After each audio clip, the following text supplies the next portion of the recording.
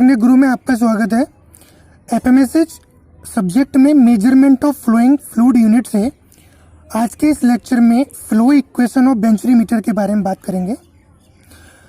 बेंचुरी meter के पिछले lecture में हमने बेंचुरी मीटर को अच्छे से समझ लिया था, उसकी कंस्ट्रक्शन और वर्किंग के बारे में प्रॉपर स्टडी कर ली थी।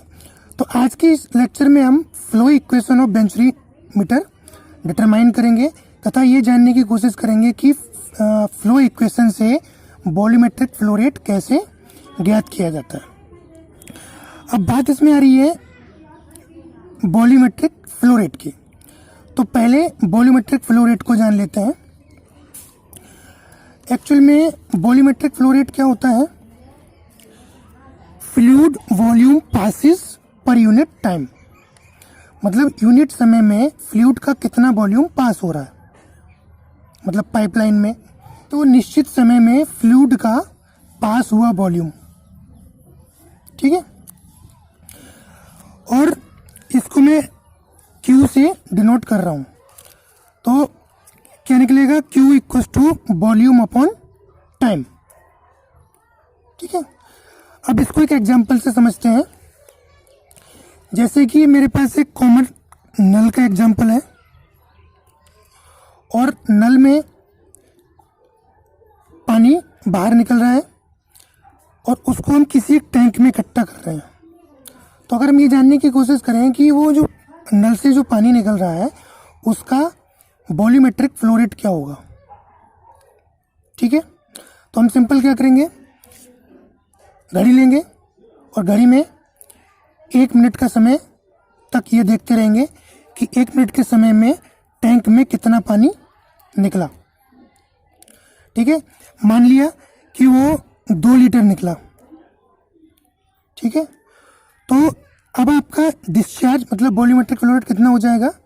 वॉल्यूम कितना निकला? 2 लीटर और समय कितना था? 1 मिनट। ठीक है, यहाँ पे देखो V/T लिखा हुआ है। ठीक है, तो हम उसको कैसे कह सकते हैं? Q equal to 2 litre per minute. मतलब अब उसका जो डिस्चार्ज है या जो वॉल्यूमेट्रिक फ्लो रेट है वो कितना है? 2 लीटर पर मिनट, मतलब 1 मिनट में 2 लीटर पानी वहां से निकला। ठीक है, तो ऐसे ही ये कंसेप्ट इंडस्ट्रीज में भी यूज होता है। वहां पर हम वॉल्यूमेट्रिक फ्लो रेट में बात करते हैं, क्योंकि हम अभी तो यहाँ हम लीटर में बात कर रहे हैं, वहां तो गैलन की बात होती है। ठीक है, लेकिन क्या है कि ये जो हमने 2 litre per minute volumetric flow rate निकाला है, ये क्या है? ये थ्योरेटिकल है, मतलब ये हमने पेपर पे इसको निकाल लिया है। ठीक है, तो अब देखिए हम नॉर्मली क्या करते हैं, जब डिस्चार्ज निकालते हैं मतलब वॉल्यूमेट्रिक फ्लो रेट निकालते हैं, तो क्या करते हैं, क्रॉस सेक्शनल एरिया और फ्लूइड की वेलोसिटी की मल्टीप्लाई कर देते हैं। ठीक है, मल्टीप्लाई होके हमें Q की वैल्यू मिल जाती है। लेकिन एक्चुअल में है क्या? ये थ्योरेटिकल है, इसको हम सिर्फ पेपर पे ज्ञात कर सकते हैं। लेकिन कोई भी इंस्ट्रूमेंट, कोई भी डिवाइस थ्योरेटिकल वैल्यू से डिफरेंट एक्चुअल वैल्यू देता है, जो उसका एक्चुअल डिस्चार्ज होगा। ठीक है, मतलब अगर हमने ये थ्योरेटिकल दिया है, अगर ये थ्योरेटिकल ही वैल्यू कोई भी डिवाइस या इंस्ट्रूमेंट देने लगे, इसका मतलब उसकी इफिशियंसी कितनी हो गई? 100%। बट ऐसा होता नहीं है। ठीक है, उसकी इफिशियंसी 100% से कम होती है।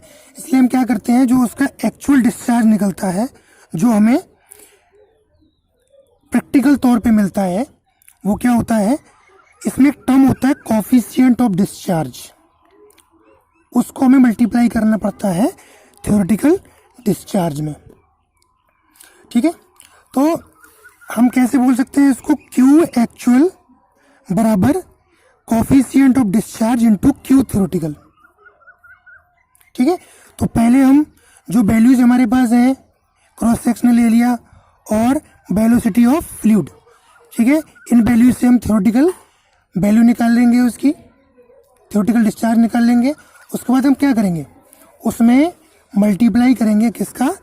कोफिशिएंट ऑफ डिस्चार्ज से, तब हमें एक्चुअल डिस्चार्ज मिलेगा। ठीक है, तो अब देखिए जो बेंचोमीटर होता है उसका जो कोफिशिएंट ऑफ डिस्चार्ज होता है वो कितना होता है, 0.98 से 0.99 तक की रेंज में होता है, लेकिन स्टैंडर्ड तौर पे 0.985 यूज किया जाता है। मतलब ये 100% नहीं है, 1 से कुछ कम है।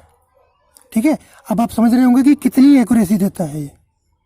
ठीक है, तो जो कोफिशिएंट ऑफ डिस्चार्ज होता है हर इंस्ट्रूमेंट के पैकेट पर बाहर लिखा रहता है, ये पहले से प्री कैलकुलेटेड होता है। ठीक है, तो आपको अब वॉल्यूमेट्रिक फ्लो रेट,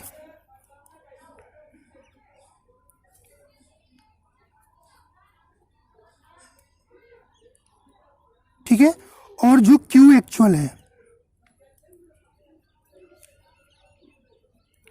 इसका कंसेप्ट अब क्लियर है। ठीक है, तो अब हम चलते हैं फ्लो इक्वेशन की तरफ। वहां से हम जो बेंचोमीटर की फ्लो इक्वेशन है उसको ड्राइव करेंगे।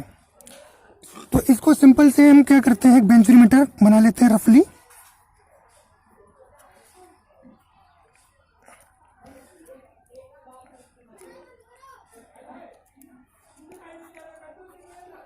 ठीक है, ये हमारा बेंचोमीटर है जिसको हमने रफली तौर पे बना लिया है।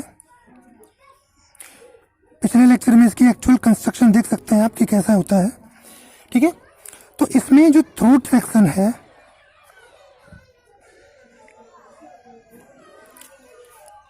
इस थ्रोट सेक्शन पे हम एक सेक्शन मान लेते हैं 2 ठीक है, इधर से फ्लूइड आ रहा है, इधर से फ्लूइड जा रहा है, और जो इनलेट पाइप है इस पर एक सेक्शन मान लेते हैं 1 ठीक है।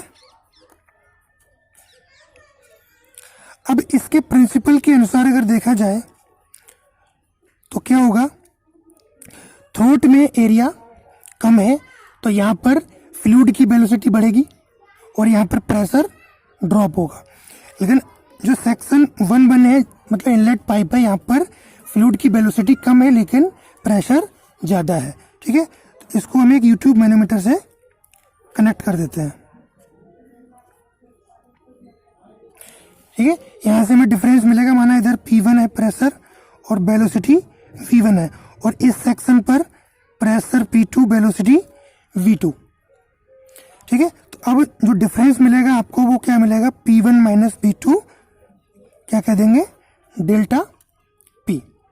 ठीक है, चलिए इसको ड्राइव करते हैं। तो पिछले लेक्चर में मैंने आपको ये बताया था कि ये जो बेंचोमीटर होता है वो कंटिन्यूटी इक्वेशन और बर्नौली इक्वेशन के कंबाइंड प्रिंसिपल पर काम करता है, जो कि बेंचुरी इफेक्ट इसको बोलते हैं। ठीक है, तो हमने क्या माना है, सेक्शन 1 पर प्रेशर P1 वेलोसिटी V1। ठीक है, और डेटम मान लीजिए, datum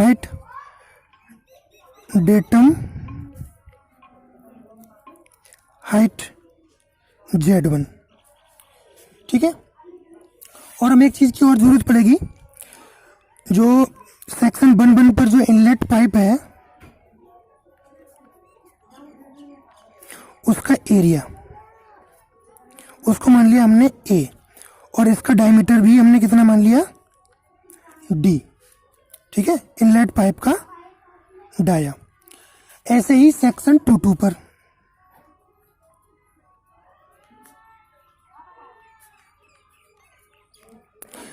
pressure P2 velocity V2। ठीक है, डेटम जो उसकी हाइट है उसको बोल देते हैं हम Z2। ठीक है, और जो थ्रोट पे पाइप लगा हुआ है मतलब एरिया ऑफ थ्रोट, उसको हमने कह दिया 8T, यहाँ पर T सफिक्स में है, टी स्टैंड फॉर थ्रोट, ठीक है। और थ्रोट का डायमीटर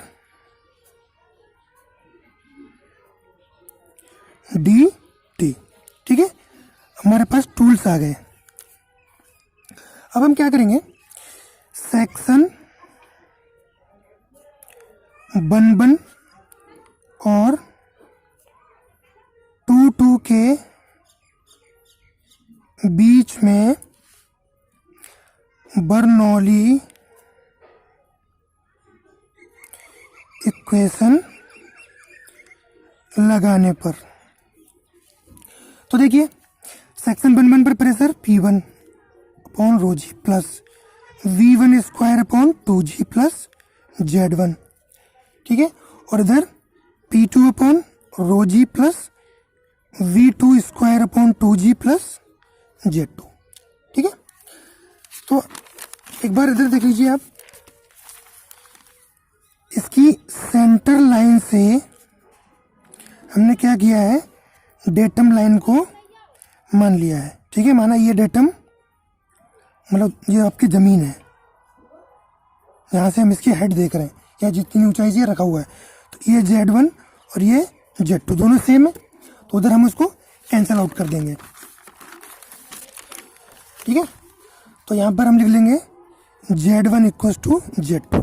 तो अब हम इक्वेशन से इसको कैंसिल आउट कर सकते हैं। तो अब देखिए जो प्रेशर वाले टर्म है वो एक तरफ ले लेते हैं, इधर प्लस इधर आके माइनस हो जाएगा, P1 अपॉन रो जी माइनस P2 अपॉन रो जी। इधर क्या बचेगा, देखिए V2 square upon 2G minus V1 square upon 2G, ठीक है। डिफरेंस के टर्म में लिख लें तो P1 minus P2 upon rho जी, और ये V2 square minus V1 square upon 2G, ठीक है।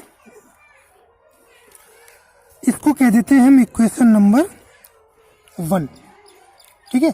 इसको थोड़ा और आसान कर लीजिए, ये जो P1 माइनस P2 है इसको डेल्टा P कह देते हैं, मतलब प्रेशर ड्रॉप कह देते हैं, ठीक है। तो अब आपकी इक्वेशन क्या बनेगी, ये delta P upon rho g equal to V2 square V1 square upon 2G, ठीक है। ये वही इक्वेशन आपकी 1, ठीक है। ये हो गई बर्नौली इक्वेशन। अब हम इसी सेक्शन पर मतलब बन और टू के बीच में कंटिन्यूटी इक्वेशन लगाए। अब हमारे पास सेक्शन बन पर एरिया क्या था, A1, फ्लूइड की वेलोसिटी कितनी थी V1, और सेक्शन टू पर एरिया कितना था 80 और वेलोसिटी कितनी थी V2, ठीक है। अब यहाँ से हम क्या करेंगे, V1 की वैल्यू निकालेंगे, तो V1 इक्वल टू क्या हो जाएगा AT अपॉन A1, और इधर आपका क्या है V2, ठीक है। अब आपको पता है कि सर्कुलर पाइप के लिए एरिया लगाते हैं तो क्या हो जाता है पाई अपॉन 4 डी स्क्वायर। तो इसको हम एक बार AT के लिए कर लेंगे, एक बार A के लिए कर लेंगे, ठीक है। तो इधर क्या है, ये हो जाएगा आपका DT square into pi upon 4 upon इधर क्या हो जाएगा D square into pi upon 4, और यहाँ वेलोसिटी कितनी है V2, ठीक है। अब पाई अपॉन 4 से पाई अपॉन 4 कैंसिल, बचेगा क्या DT अपॉन D, इसका स्क्वायर V2, ठीक है। तो अब हम क्या कर रहे हैं कि जो ये रेशियो है DT अपॉन D को, इसको क्या करेंगे हम एक कोई वैल्यू मान लेते हैं, मतलब ये कांस्टेंट है, इसको हम एक वैल्यू दे देते हैं, वो हो गई हमारे मान लिया हमने बीटा। तो अब ये क्या हो गया बीटा स्क्वायर V2 V1, ठीक है। यहाँ लिख देते हैं हम beta equals to DT upon D, ठीक। ये हो गई हमारी इक्वेशन नंबर 2, ठीक है। अब इक्वेशन 2 से V1 का मान इक्वेशन 1 में रखने पर, इक्वेशन 2 से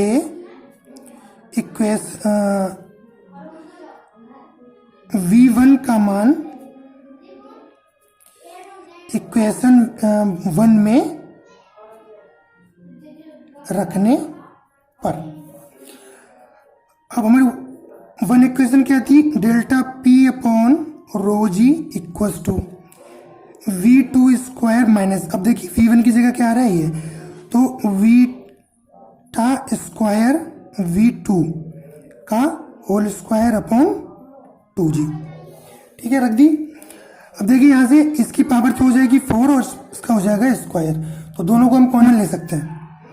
तो V2 का स्क्वायर अंदर बचेगा 1 माइनस वीटा की power 4 upon 2G delta P upon rho g. ठीक है, तो अब देखिए ये जो delta P upon rho g है, ये क्या है, ये है pressure head difference for manometric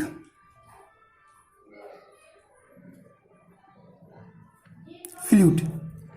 मतलब जो हमारे बेंचुरी मीटर में जो मैनोमीटर लगा हुआ है, ठीक है, तो वहां पर जो मैनोमेट्रिक फ्लूइड था, देखिए ऐसा लगा था, ठीक है, इसमें ये फ्लूइड की हाइट थी,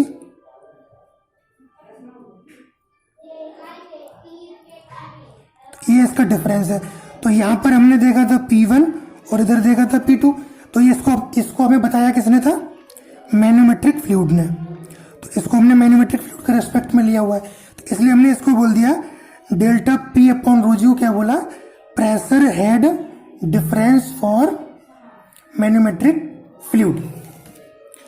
ठीक है, तो हम जानते हैं कि जो प्रेशर हेड होता है उसमें क्या होता है कि उसकी जो डायमेंशन होती है वो हाइट के रेस्पेक्ट में होती है। तो हमने यहाँ पर इसकी जो हाइट थी उसको क्या माना था, HM, मतलब जो डिफरेंस था। ठीक है, तो इसको हम क्या कह देते हैं, let delta P upon rho g equals to delta HM। ठीक है, ये जो दोनों लिम्ब थे इसके मैनोमीटर के, उसके बीच का जो डिफरेंस है वो। ठीक है, तो अब देखिए जो delta P upon rho g है, इसकी डायमेंशन क्या निकलेगी, हाइट के रेस्पेक्ट में। यहाँ पर M लगा हुआ है, इसका मतलब है मैनोमीट्रिक।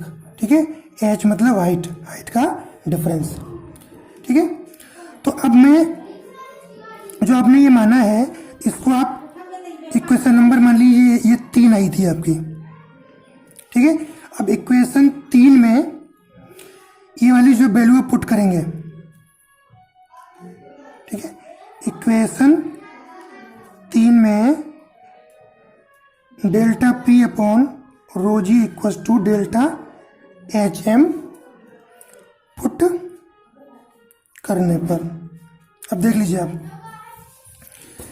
यहां से आपको क्या मिलेगा, इसकी जगह पर आ गया डेल्टा HM, जो कि क्या है, प्रेशर हेड डिफरेंस। ठीक है, फॉर मैनोमेट्रिक फ्लूइड बराबर V2 स्क्वायर 1 माइनस बीटा की पावर 4 अपॉन 2G। ठीक है, यहां से V2 स्क्वायर की वैल्यू निकाल लेते हैं। तो अब जो V2 स्क्वायर है उसकी वैल्यू क्या हो जाएगी, यहाँ से मल्टीप्लाई में हो जाएगा ये, मतलब 2G डेल्टा HM। ठीक है, अपॉन में क्या आएगा, 1 माइनस बीटा की पावर 4। ठीक है, V2 निकालेंगे तो अब क्या होगा, इस पर अंडर रूट चढ़ जाएगा।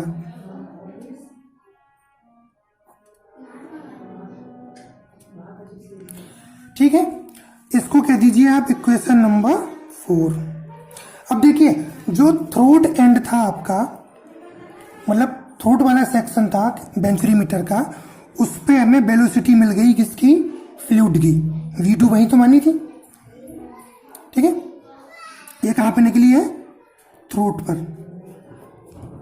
ठीक है, अब देखिए क्योंकि हमें डिस्चार्ज भी थ्रोट एंड से ही निकालना है, ठीक है, तो अब क्या करेंगे, इसी वेलोसिटी का यूज करके हम डिस्चार्ज निकाल लेंगे। तो हम क्या जानते हैं कि volumetric flow rate equals to क्या होता है, एरिया इनटू वेलोसिटी। अभी थोड़ी देर पहले आपको बताया था। तो वॉल्यूमेट्रिक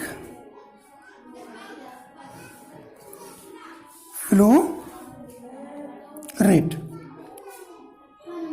अब निकालेंगे इसको हम, ठीक है।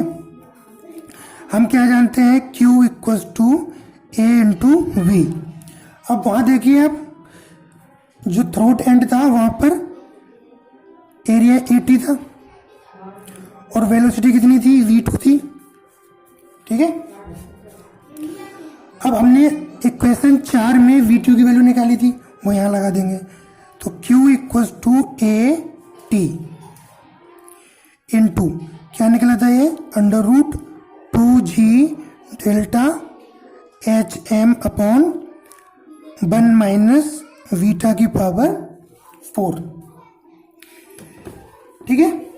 लेकिन यहां पर ये क्या निकल रहा है, ये है थ्योरेटिकल डिस्चार्ज, मतलब थ्योरेटिकल वॉल्यूमेट्रिक फ्लो रेट है, ठीक है। तो ये क्या था, Q थ्योरेटिकल, मतलब पेपर पर निकाल रहे हैं इसको हम, 80 under root 2g delta H M, ठीक है। बट किसी भी बेंचरीमीटर के लिए या डिवाइस के लिए जब हम एक्चुअल डिस्चार्ज निकालेंगे तो हम उसके कोफिशिएंट ऑफ डिस्चार्ज से Q थ्योरेटिकल में मल्टीप्लाई करेंगे, तभी निकलेगा। तो अब Q एक्चुअल क्या होगा, CD इंटू Q थ्योरेटिकल, ठीक है। तो अब CD इंटू Q थ्योरेटिकल की वैल्यू आपके पास है 80 under root 2g delta H m upon 1 minus beta to the power 4, ठीक है। अब आपके पास आ गया Q एक्चुअल, मतलब जो बेंचोरीमीटर का एक्चुअल फ्लो रेट होगा, actual volumetric flow rate discharge होगा, वो क्या होगा, CD मतलब coefficient of discharge into 80 2g delta H m upon 1 minus beta to the power 4, ठीक है। इसको कह दीजिए आप इक्वेशन नंबर कौन सी आएगी, ये 5, ठीक है। तो अब ये इक्वेशन नंबर 5 जो आ रही है, ये क्या है, ये है एक्चुअल डिस्चार्ज किसका, बेंचोरीमीटर का, एक्चुअल डिस्चार्ज ऑफ बेंचोमीटर। और ये किसके रेस्पेक्ट में है, मैनोमीट्रिक फ्लूइड के सापेक्ष, ठीक है, उसके सापेक्ष है। ये इक्वेशन अगर आप डायरेक्टली यूज कर देंगे, ठीक है, तो आंसर आपका गलत आएगा, क्योंकि वो आप मरकरी या फिर जो मैनोमेट्रिक फ्लूइड भरा हुआ है उसके लिए यूज किया गया है, ठीक है। तो ये हमारा किसके सापेक्ष निकला, मैनोमेट्रिक फ्लूइड के सापेक्ष, ठीक है। तो अब हम इसको चेंज करते हैं, जो बेंचोरीमीटर में फ्लूइड है उसके सापेक्ष, ठीक है। तो आप क्या मान लेते हैं, माना डेल्टा एच, अब याद रहे यहां पर डेल्टा कैपिटल एच यूज कर रहा हूं मैं, delta H pressure head difference है एक्रॉस बेंचोरीमीटर, ठीक है। हमने मान लिया हेड। अब ये अगर ऐसा होगा तो हम जानते हैं कि हेड बराबर क्या होता है, delta P upon rho g, ठीक है। और हमने मैन्योमेट्रिक फ्लूइड के लिए क्या माना था, वहाँ पर था delta H M equals to delta P upon rho g. ठीक है, तो अब देखिए जो ये भी delta P upon rho g है और ये भी delta P upon rho g है। ठीक है, ये डेल्टा एच कैपिटल एच के बराबर है, ये डेल्टा स्मॉल एच एम के बराबर है। ठीक है, लेकिन ये जो ये वाला डेल्टा पी है ये किसके लिए था, मैन्योमेट्रिक फ्लूइड के लिए। अब हमने ये किसको माना हुआ है, बेंचोमीटर में जो फ्लूइड है उसके लिए। ठीक है, तो एक्चुअल में ये जो रिलेशन निकलेगा इसको क्या बोलेंगे, जो डेल्टा पी होगा वो बराबर होगा रो M minus rho g delta H M. ठीक है, तो यहां से हम इसको ये वाले टर्म को इक्वेशन नंबर 5 में रिप्लेस कर देते हैं। इक्वेशन 5 में डेल्टा एच एम को डेल्टा कैपिटल एच से रिप्लेस करने पर तो क्या मिलेगा हमें, क्यू एक्चुअल इक्वल्स टू, यहाँ पर था सी डी ए टी, अब यहाँ पर क्या आएगा अंडर रूट, क्या आएगा 2g delta h upon 1 minus beta to the power 4। इसको और थोड़ा सा एडजस्ट कर लीजिए तो ये हो जाएगा c d a t upon under root 1 minus beta to the power 4 under root 2g delta h. ये हो गया क्यू एक्चुअल, किसके लिए, फॉर बेंचोमीटर। ठीक है, अब आइए देखते हैं कि जो हमने कैपिटल डेल्टा एच लिया हुआ है इसको हम किस तरह से चेंज करेंगे। ठीक है, मैन्योमेट्रिक फ्लूइड से हम कैसे अक्रॉस द बेंचोमीटर हेड डिफरेंस है उसको कैसे चेंज करेंगे। तो इसके लिए हमें क्या करना पड़ेगा, देखिए अभी मैंने आपको बताया था कि जो मैन्योमेट्रिक फ्लूइड है उसके लिए प्रेशर डिफरेंस क्या निकलेगा,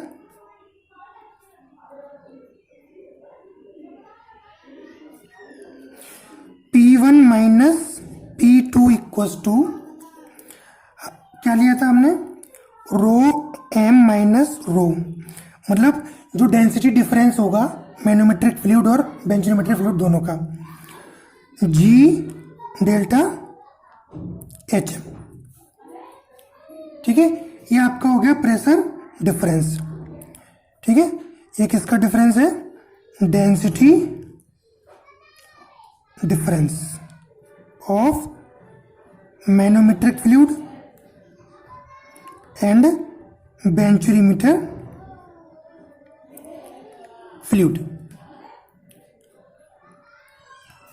ठीक है, तो अब हमने जो इक्वेशन मानी थी वो उसके लिए delta P upon rho g equals to delta h माना था।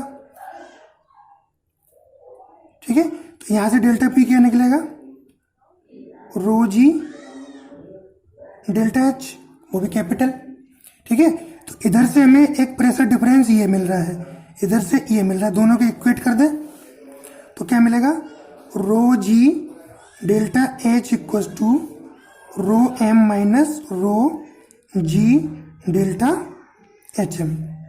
ठीक है, तो यहाँ से जी से जी कैंसिल हो रही है, तो अब आपको जो डेल्टा एच होगा वो क्या मिलेगा, rho M minus rho upon rho, ठीक है, डेल्टा एच एम। तो ये संबंध होता है किसमें, कैपिटल डेल्टा एच और स्मॉल डेल्टा एच एम में। ठीक है, तो अब देख लीजिए ये क्या है, प्रेशर हेड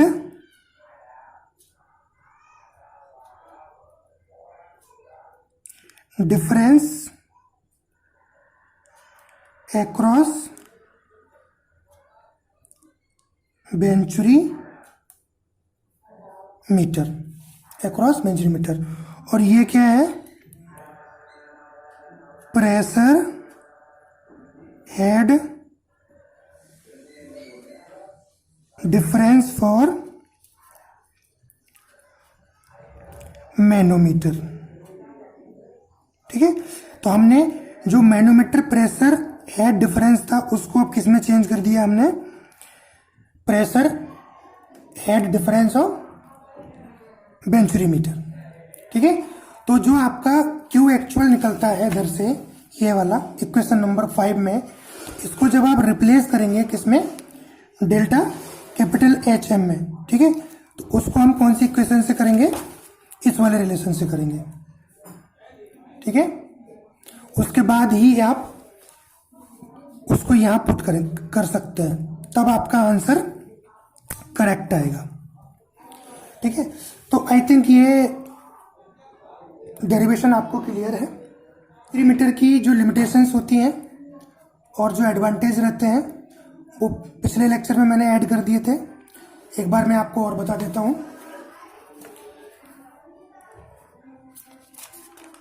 पहली चीज क्या है, इसके लिए जो आपका फ्लो है वो कैसा होना चाहिए, इनकम्प्रेसिबल होना चाहिए।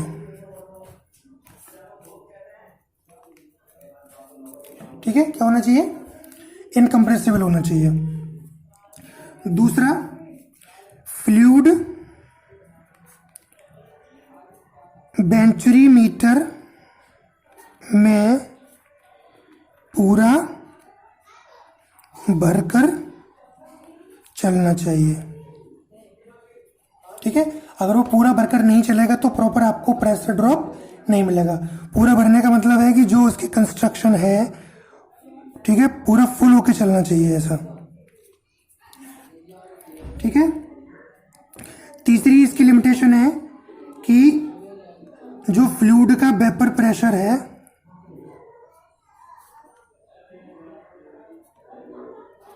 ठीक है, वो थ्रोट के प्रेशर से कम होना चाहिए, नहीं तो क्या होगा, फ्लूइड किस में हो जाएगा, वेपर में चेंज हो जाएगा।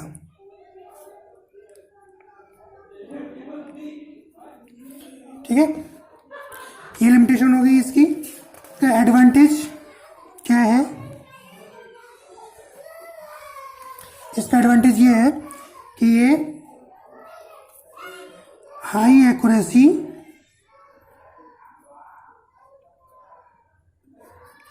देता है। ठीक है, मतलब ये हाई एक्यूरेसी लेने के लिए यूज किया जाता है। ठीक है, और इसका एक डिसएडवांटेज ये है कि ये कॉस्टली है। ठीक है, कैसा है, कॉस्टली है। और दूसरा, पाइपलाइन में अधिक स्थान घेरता है। ठीक है, डेरिवेशन की जो थ्योरी है वो आप ले लीजिए।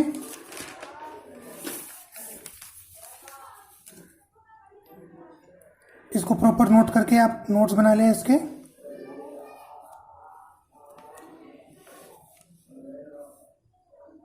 थोड़ा सा आपको आसान रहेगा।